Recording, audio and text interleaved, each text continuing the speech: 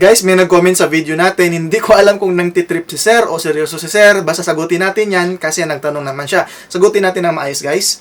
Sabi ni Sir, ano po skincare mo? Guys, ginagamit ko lang talaga, isipgad lang talaga na sabon at itong beef talo. Kapag katapos kong maligo, guys, ginagamit ko to. Ayan, moisturizer, guys. Kasi guys, ang beef talo is natural siya. Kaya safe na safe to para sa ating mga skin. Ginagawa lang, guys, pagkatapos kong maligo. Ganyan yung consistency ng beef talo. Ayan, o. Yan.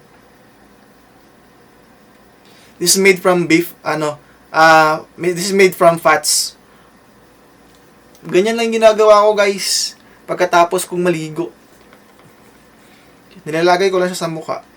Ganyan. Para ma-moisturize yung mukha natin. Yan. Ganyan lang yung ginagawa ko, guys. Everyday yan, pagkatapos kong maligo. Hindi ako naglalagay sa gabi kasi duminik ito sa unan. Yan. Pero syempre, naghihilamos ako sa gabi.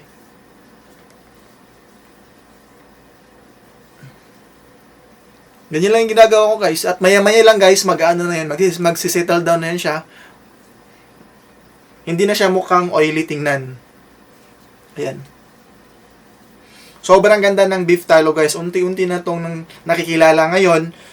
Mga foreigners, guys, sa ibang bansa, ito na lang yung ginagamit nila. Instead na gumagamit kayo ng ibang mga products na mayroong mga chemical, guys, ito yung gamitin nyo. Natural na to. Kaya, guys, kung gusto nyo rin ng beef talo, ilalagay ko na lang to sa ating yellow basket. Let's go!